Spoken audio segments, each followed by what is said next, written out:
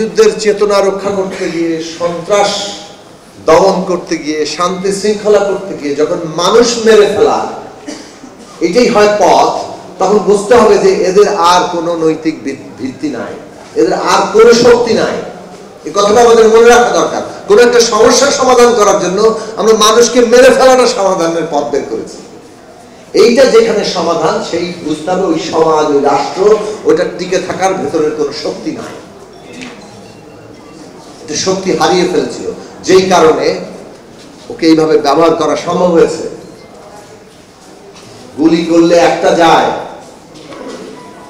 আর বাকিরা সরে না, তারপরে সেটা দেখেন এবং ওইভাবে গুলি করতে চান, আরো গুলি করার নির্দেশ দেন এবং সেইভাবে টিকে থাকতে চান। এই উন্মত্ততা এইটা বিগত ফ্যাসিস্ট রাষ্ট্রটার ভিত্তিকে পুরোপুরি নাড়িয়ে দিয়ে গেছে। আমরা পরিষ্কার করে দাবি করি যে এই সমস্ত গুম খুনের যথার্থ তদন্ত এবং বিচার করতে হবে। অন্তর্বর্তী সরকার একটা কমিশন গঠন করেছে, সেই কমিশন যথাযথ তদন্ত করবে, দায়ী ব্যক্তিদেরকে বিচারের আওতায় আনবে এবং একটা আন্তর্জাতিক মানের নিরপেক্ষ বিচার করবে। আমরা এই অন্তর্বর্তী সরকারের কাছে আহ্বান জানাই যে বিচার প্রক্রিয়া অত্যন্ত গুরুত্বপূর্ণ জায়গা এবং সেই বিচার প্রক্রিয়ার উপর মানুষের আস্থা থাকতে হবে।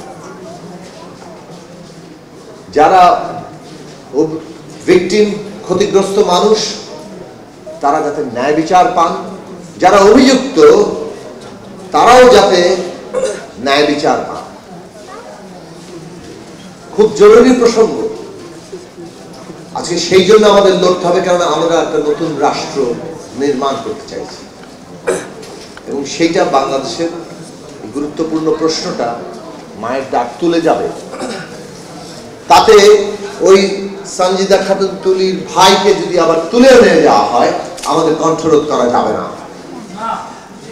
আমরা যে কর্তৃপক্ষ তার ভাইকে তুলে নিয়ে গেছেন, আমরা তার ব্যাখ্যা চাই, কেন তাকে তুলে নিয়ে যাওয়া হয়েছে, কেন এইভাবে একই কায়দায় তুলে নিয়ে যেতে হবে। যথাযথ আইনি প্রক্রিয়ায় একজনের সাথে জিজ্ঞাসাবাদ করা যেতে পারে, একজনের সাথে কথা বলা যেতে পারে, কোনো বিষয় যদি আপনাদের জানার প্রয়োজন হয়, কিন্তু তুলে নিয়ে যাওয়ার কোনো আইনি অধিকার কোনো বাহিনীকে বাংলাদেশের আইন দেয়নি। সুতরাং আমরা পুরনো ইতিহাসের পুনরাবৃত্তি দেখতে চাই না।